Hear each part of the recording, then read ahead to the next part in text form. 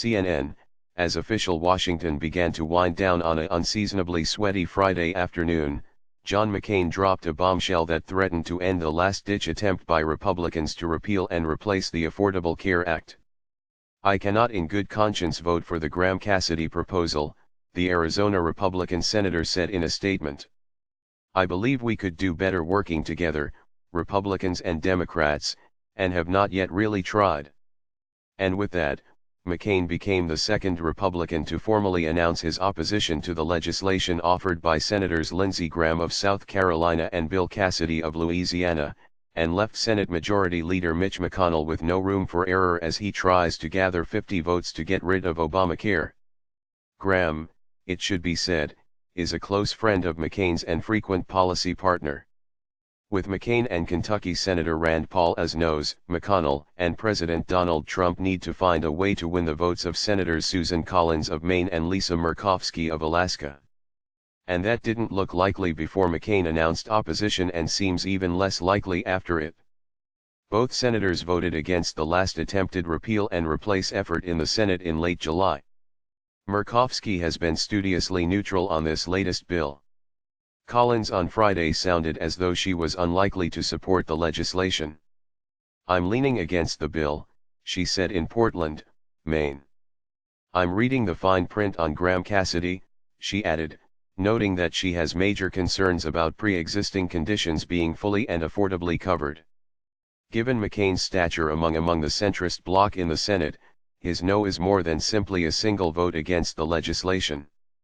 McCain gives cover for Collins and Murkowski to also be no's, allowing them to present a united front against what will almost certainly be a withering attack on their conservative credentials by President Trump. McCain's announcement then is rightly read as the fulcrum on which this Graham-Cassidy bill tilts. Which for Trump, McConnell, and other Senate leaders is déjà vu all over again. McCain was the third and deciding no vote against the Republican repeal and replace effort in the summer, delivering a dramatic thumbs down on the floor of the Senate just days after returning to Washington after a diagnosis of brain cancer. In the wake of that vote, McCain insisted he opposed any major legislation that didn't go through so-called regular order committee hearings, a markup process to refine the bill and a score on the legislation's cost from the Congressional Budget Office. In the days before his no announcement on Friday, McCain repeatedly called for regular order. Senate leaders had scheduled hearings on the bill next week in an attempt to satiate him. It wasn't enough. For McCain, the decision is clearly one with his legacy in mind. He wants to do everything he can to restore comedy and normalcy to the chamber he has called his work home since 1987. He has also always relished the role of maverick, of the man no one could pin down and no one could force to do or say something he didn't want to do or say. For his Republican colleagues and the Republican president, it now looks as though their long-sworn promise to repeal and replace the ACA is dead. The chance to pass repeal and replace with just 50 votes expires at the end of this month, and it's hard to imagine some other proposal sweeping in that could achieve their goals. And, while it's possible that both Collins and Murkowski decide to be for Graham-Cassidy or Paul decides to reverse course, it's hard to see how that would come to pass.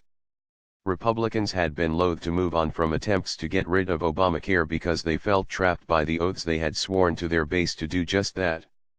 With control of all the levers of executive and legislative power for the first time since 2002, there was some expectation that repeal and replace would be simple. It proved anything but. House Republicans swung and missed once before getting the repeal/replace measure through. Trump stood alongside Speaker Paul Ryan in a White House victory lap, but it soon looked to be a premature celebration as the measure flagged in the Senate. As that slowdown hit the Senate, the bill, or, more accurately, the broad attempt to repeal and replace Obamacare, grew less and less popular. Republicans found themselves caught between a rock and a hard place: vote for repeal and replace and face the wrath of a majority of voters who said they didn't want it, or don't vote for repeal and replace and risk the wrath of their base. The latter now seems like the far more likely option at this point.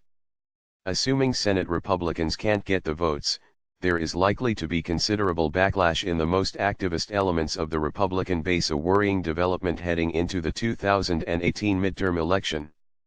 Midterm elections tend to be a battle of party bases. And then there is the least predictable and most powerful man in politics, Donald Trump. Trump spent the aftermath of the July repeal and replace failure berating McConnell for not being able to rally the votes.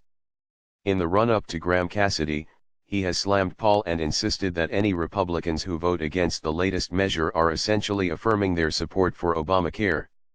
How will Trump handle this latest setback? Will he redouble, or double, his efforts to get the votes of Murkowski and Collins? Will he turn his fire on McCain? Will he attack the entirety of Republican in the Senate as dithering political creatures? We'll get a hint at where Trump will go in his planned campaign rally speech for Republican Senator Luther Strange tonight in Alabama. If I was a betting man, I would think Trump will come out with both barrels blazing against McCain and the rest of the political insiders who appear to be inches away from tanking the last, best chance to repeal Obamacare. As for McCain, he's not likely to lose friends in the Senate, despite his decision to buck the party. Graham, his longtime friend, tweeted his disappointment Friday, but said it won't affect his respect for the Arizonan. My friendship with John McCain is not based on how he votes but respect for how he's lived his life and the person he is, Graham said.